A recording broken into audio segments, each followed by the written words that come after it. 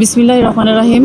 ত্রয়োদশ জাতীয় সংসদ নির্বাচনে আমি অ্যাডভোকেট আরিফা সুলতানা রুমা, ঢাকা মহানগর দক্ষিণ বিএনপির আহ্বায়ক কমিটির সদস্য।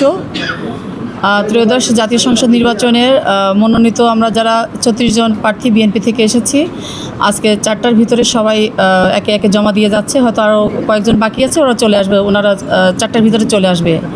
আসলে এই প্রক্রিয়া কি, আসলে আমি বলবো একটি গণতান্ত্রিক প্রক্রিয়া। আমাদের মাননীয় প্রধানমন্ত্রী জনাব তারেক রহমান আসলে গণতান্ত্রিকভাবেই সব কিছু পরিচালনা করছেন, দেশকে যেমন পরিচালনা করছেন, তার সব কর্মকাণ্ডগুলি গণতান্ত্রিক হয়ে।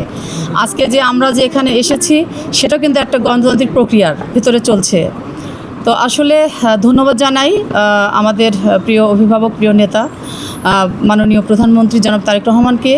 সেই সাথে ধন্যবাদ জানাই যে এই 17 বছর যে ফ্যাসিস্টের সাথে আমরা যে আন্দোলন সংগ্রাম করেছি, এখানে যে সাংবাদিক ভাইরা আছেন, আপনারা আমাদের সাথে ছিলেন, সব সময় আপনারা সাথে ছিলেন। আপনাদের অনেক সহযোগিতা পেয়েছি 17 বছর, এবং আমি খুবই আনন্দিত যে এই 36 জন যে বিএনপি থেকে মনোনীত করা হয়েছে, ম্যাক্সিমামই আন্দোলন থেকে উঠে আসার নেত্রী। এবং সেই কারণেও আমি আমার প্রিয় নেতা মাননীয় প্রধানমন্ত্রী দেশনায়ক জনাব তারেক রহমানকে আমি ধন্যবাদ জ্ঞাপন করছি। এবং আমাদের মাননীয় প্রধানমন্ত্রীর সাথে আমরা এই দেশটা সুন্দর করে পরিচালনার জন্য উনি যেভাবে পরিচালনা করছেন, এবং আমাদের যে নির্বাচনী এজেন্ডা বাস্তবায়নের জন্য, লক্ষ্যে পৌঁছানোর জন্য উনি প্রতিনিয়ত সংগ্রাম করে যাচ্ছেন, কাজ করে যাচ্ছেন। আমরা ওনার সাথে ঐক্যবদ্ধভাবে একত্রে কাজ করব, এই আশা ব্যক্ত করে আমার বক্তব্য শেষ করছি। খোদা হাফেজ, বাংলাদেশ জিন্দাবাদ।